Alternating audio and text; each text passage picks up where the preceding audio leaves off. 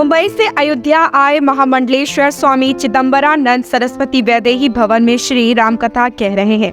उन्होंने कहा कि अयोध्या अलौकिक है। एक समय था जब अयोध्या की गलियां खून से सराबोर थी, लेकिन अब अयोध्या की हर गलियां राममय है।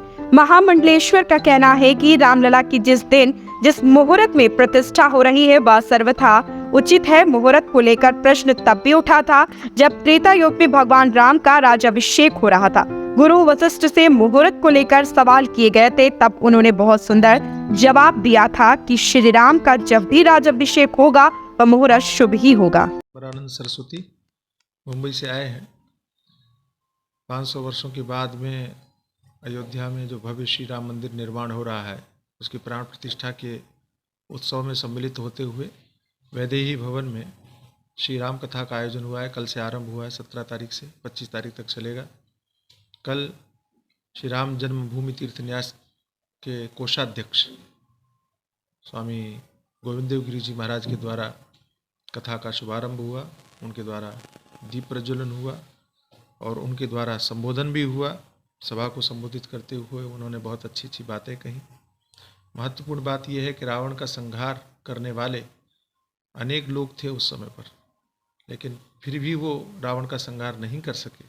चाहे वो बाली रहे हों, चाहे वो शास्त्रार्जुन रहे हों, चाहे वो परशुराम रहे हों, सब समर्थ थे, लेकिन फिर भी रावण का संहार नहीं कर सके, क्योंकि इनमें सब में कोई न कोई दोष था। किसी में काम का दोष था, किसी में क्रोध का दोष था, किसी में लोभ का दोष था।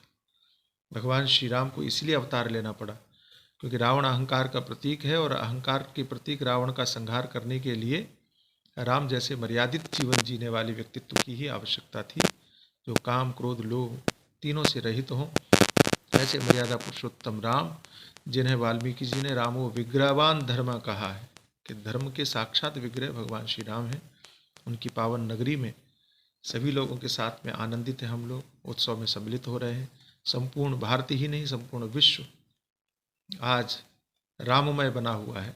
सबको आनंद है। महाराज जी, प्राण प्रतिष्ठा का कार्यक्रम है, मुंबई से चलकर आए हैं। अयोध्या का जो नज़ारा देखने को मिला उसको किस नज़रिए से? मैं उन लोगों में से सम्मिलित हूँ कि जिन्होंने भगवान को उस ढांचे में भी बैठा हुआ देखा, जिन्होंने टेंट में भी भगवान को बैठा हुआ देखा, और आज जब भगवान का सुंदर भव्य मंदिर बन रहा है, उस प्राण प्रतिष्ठा के समय पर भी मैं सम्मिलित हो रहा हूँ। उन भाग्यशालियों में मैं हूँ।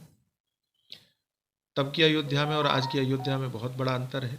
एक समय ऐसा था कि जब इसी अयोध्या की गलियाँ राम भक्तों के खून से और सन गई थी, लाल हो गई थी, रक्त हो गई थी।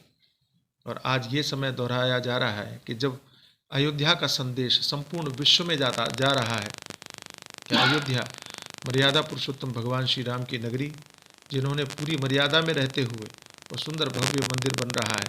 हमारा किसी से कोई द्वेष नहीं है, कोई नफरत नहीं है, कोई घृणा नहीं है, लेकिन हमारी आस्था के केंद्र को इतनी प्रतीक्षा करनी पड़ी, इसमें आश्चर्य होता है। ये घृणित राजनीति का ही दुष्परिणाम था, लेकिन आज अयोध्या जिस तरह से सज रही है, संवर रही है, संपूर्ण विश्व आनंदित हो रहा है और अयोध्या ऐसा लगने लगा है कि अब यहाँ छोड़ने का मन नहीं करता।